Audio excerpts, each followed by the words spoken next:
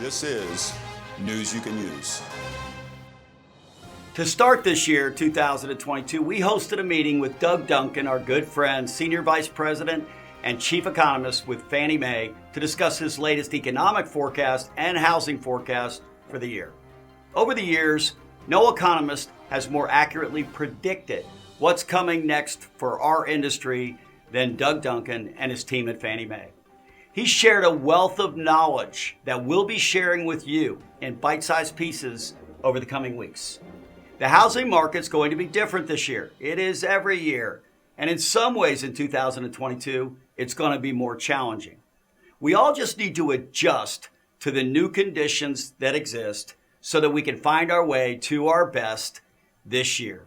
Check out Doug's insights to help you become the most informed professional possible. So 2 years ago, January, we have 3.5% unemployment, a generational low, a historical low. And in that environment, we're growing the economy around 3%. And then the unprecedented pandemic shows up. And with it, we start seeing the supply chain break down, and we see stimulus into the marketplace. So people had substituted dollars for income maybe that they lost. They weren't working at the time. Obviously, there was massive disruption in the country when we closed it down.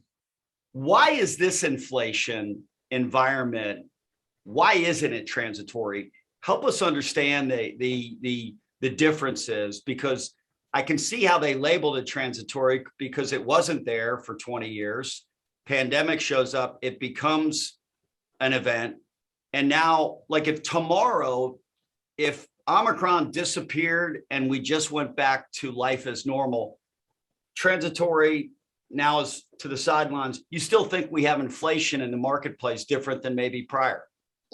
Well, you've seen massive amounts of fiscal stimulus in income transfers.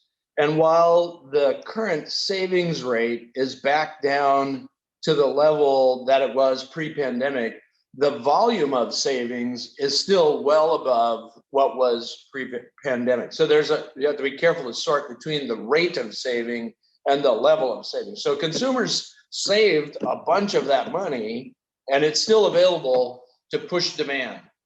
And that is happening. And with the presence of the next wave of the virus, we've learned we can do a lot of things remotely. Amazon shows up almost daily at your house if you're like me collecting books, which there's some discussion in the household whether that's a good thing or not. But so there's still strong financial capability on the demand side of the equation. And each wave of the virus raises questions about the proximity of workers together on the supply side. And so there still is that push on demand relative to supply. It's not just housing, but it's in the overall market.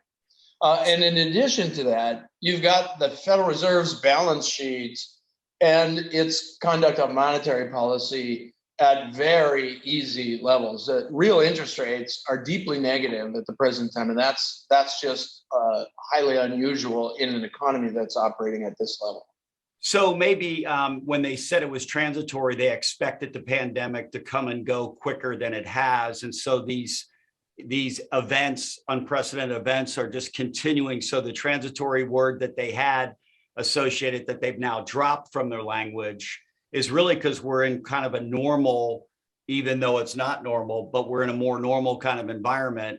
And that is an inflationary environment right now because maybe the way we're living is changing and we're ordering more from Amazon or food being delivered more often, and all of that costs more. Is that it? Well, that's a piece of it, but make no mistake that the level of fiscal transfers and the ease of monetary policy are also unprecedented. So it's not just a function of changes in behavior driven by the pandemic and related factors. It's also a function of policy. So for the layperson, stimulus was good in that it substituted at the time income to people that needed it because, well, we shut the economy down.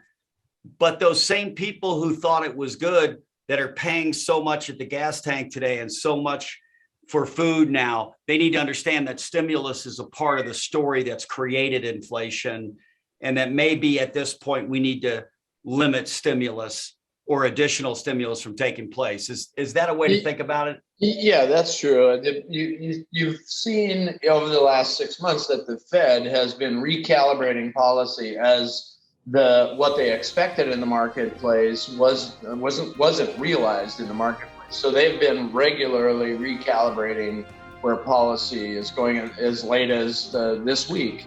And you've started to see the impact of that in interest rates broadly in the economy, and certainly in the housing sector. That's something that we care about. Thank you, Doug, for offering your insights to all of us. We'll be back next week with more news you can use.